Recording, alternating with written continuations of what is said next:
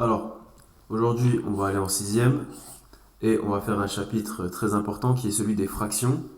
Et on va essayer de comprendre la fraction de 2 tiers.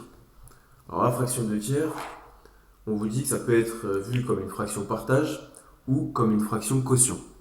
Donc, fraction partage, en général, on vous fait ça, on vous fait un disque, on le partage en 3 et on vous dit 2 tiers, c'est ça. D'accord. Et puis si on veut expliquer ça sous forme de fraction quotient, on vous dit que c'est le résultat de 2 divisé par 3. Puisque quand vous cherchez 2 divisé par 3, ça fait combien? Dans votre tête, vous cherchez 3 fois combien égale 2. D'accord? On fait une multiplication à trous. Sauf que essayez de faire 3 fois quelque chose égale 2.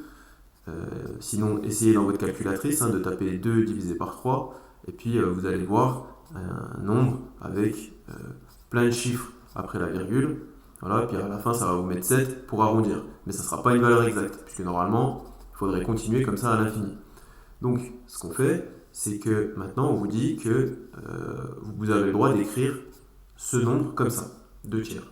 C'est 2 tiers. Donc, c'est beaucoup plus pratique. Maintenant, il faut bien comprendre. Donc, ça veut dire que c'est le nombre qui, lorsqu'on le multiplie par 3, vous donne 2.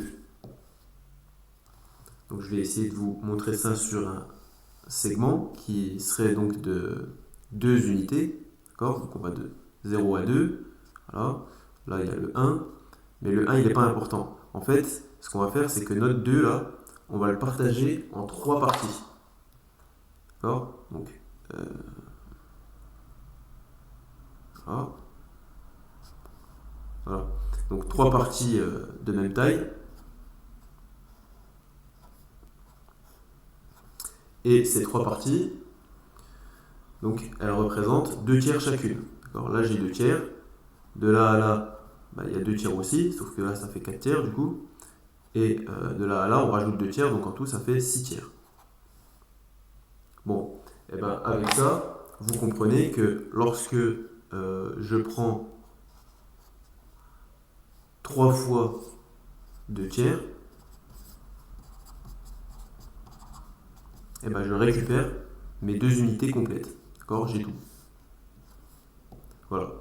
Donc c'est pour ça que 2 tiers, on vous dit que c'est le nombre qui est multiplié par 3 donne 2. Et ça marche avec tout après. Si je vous demande qu'est-ce que c'est qui, lorsque je le multiplie par 11, me donne 7, vous pouvez dire 7 onzièmes.